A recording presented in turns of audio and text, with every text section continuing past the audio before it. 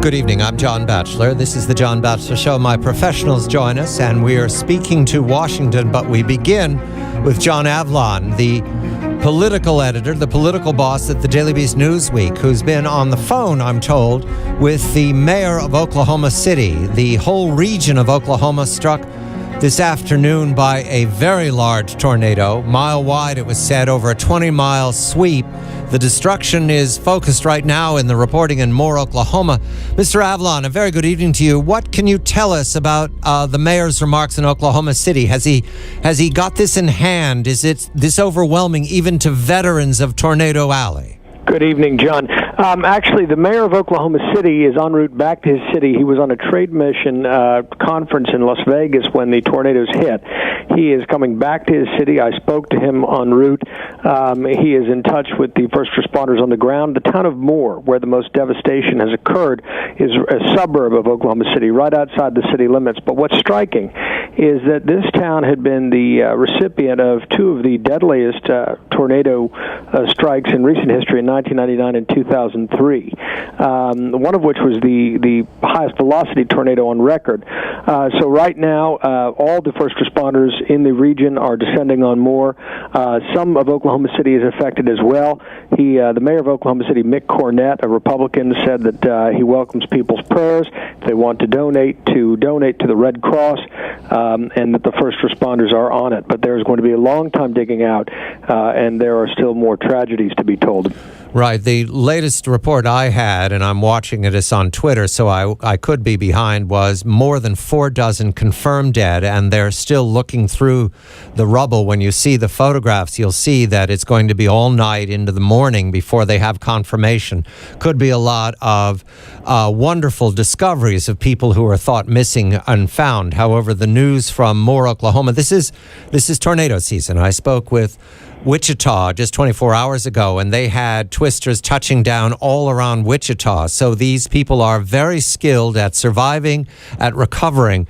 And right now we're watching for the first responders in Oklahoma. I go to the news in Washington now because there are simultaneous investigations, scandals, there are rumors in all direction, and there's fresh news now.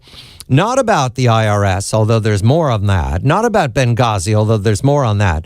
But about what started as an AP story where the Justice Department had used a broad dragnet to more than 20 phone lines of editors and reporters looking into a leak story over the last several months having to do with a terror act, we're told, Al-Qaeda, Yemen. But John Fund of the National Review Online joins now because today there was news not about AP, but about a reporter at Fox, Mr. Rosen. John, what can you tell us about the investigation of James Rosen? Well, it's very curious timing because this all began in June 2009, 6 months after Obama took office. And it was in June 2009 the Obama administration began a very public war against Fox News, tried to kick them out of interviews with administration officials, declared that they were not a legitimate news organization, basically went to war. Well, the same month that public campaign began, there was a private campaign against Fox News. James Rosen, their State Department correspondent, had published a story saying the administration had gotten some very worrisome information about North Korea from sources inside North Korea without naming those names. The Obama administration not only went after the source inside the State Department, but they tracked the movements and comings and goings of Mr. Rosen, the Fox News correspondent, and they even got his personal emails. Now, in getting them, without informing him, they marched into court and declared that Rosen was part of a criminal conspiracy to damage national security. That has never happened that anyone can remember in the history of this country, that a reporter engaged in legitimate news gathering has been accused in court of being a part of a criminal enterprise. That's what's had journalists so upset and so worried that this is a very troubling precedent. And the question remains, how many other reporters were subjected to this that we don't know about because they were never told about it? Did James Rosen know this during the last 4 years, John? No. This is new to him as well as to all of us. Is that correct? This is a court affidavit that was filed in order to get the permission to look into his personal emails. Mr. Drucker, a very good evening to you. I congratulate and welcome the new chief congressional correspondent of the Washington Examiner, David Drucker. David, I'm keen on what we can expect this week on Capitol Hill. I understand Mr. Baucus, the chair of the Senate Finance Committee, which was critical in the writing of the Affordable Care Act. Mr. Baucus, now retiring in 2014, is going to start hearings on the Internal Revenue Service. In the meantime, Mr. Issa in the House Oversight Committee is going to continue those investigations. What do we know about the Senate Finance Committee and its mission? Has Mr. Baucus indicated where he's going? Good evening to you, David. Good evening, John. And I think with the IRS scandal or issue or whatever you want to call it, it's the first time that we've really seen bipartisan, bicameral interest in pursuing something that the administration is doing in terms of investigating and inquiring and trying to get to the bottom of something. And so far, Mr. Baucus, the finance chairman, has indicated that he thinks this is pretty scandalous, for lack of a better word, and that he's not happy with it, and he wants to figure out what is going on. And at least so far, his actions have his planned actions have the support of the Senate Majority Leader Harry Reid, which I also took note of last week, because Harry Reid and Max Baucus really don't see eye to eye, and the Majority Leader seldom is happy when Mr. Baucus sounds off negatively about the administration. So I think what you can expect to see between the ranking member, Orrin Hatch from Utah, and Mr. Baucus is a pretty Senate-like, thorough hearing, trying to figure out exactly what happened at the IRS. And I thought that Friday's hearing in the House Ways and Means Committee, in a sense, was a kickoff, if you will. It raised a lot of questions. It didn't answer a lot. And I think that, one of the things that members on both sides of the aisle, in the Senate at least, are going to try and drill down on is why conservative groups were targeted far more than liberal groups. In a sense, it was targeting. And secondly, if it wasn't political targeting, which the outgoing commissioner of the IRS insisted, then what was it? How did the IRS come up with this screen? Who was in charge of implementing it? Why didn't anybody say, well, let's also throw in a bunch of liberal and progressive buzzwords to make sure this is a fair sweep?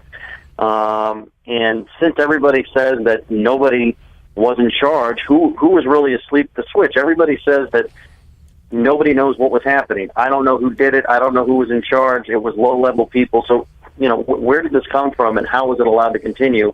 I think these are the questions that both ISIS Committee and the House Oversight and Government Reform and Baucus' Finance Committee are going to try and get at. Mr. Avlon, I call upon you because as a political editor, you're looking at assignments now and incoming stories. And you had a piece in the London papers, The Telegraph, over the weekend, saying the differences between where we are now and Watergate 40 years ago right now. I won't ask what are the differences. I will ask you right now, which of these stories, in your mind, John, are you focusing most on? You have a limited you have a limited team. Nobody has everybody they need anymore.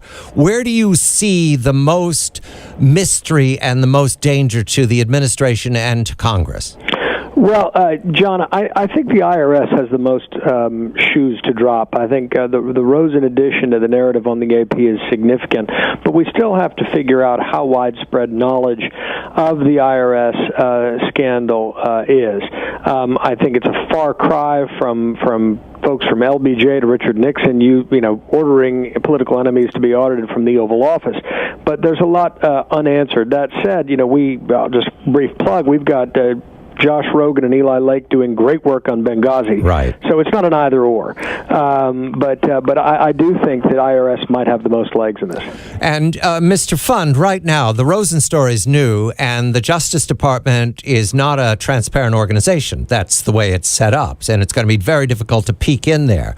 What is your measure, Mr. Fund, about where the chief concern of the administration and the chief interest of Congress is right now? Is it the IRS, or is there another issue, John?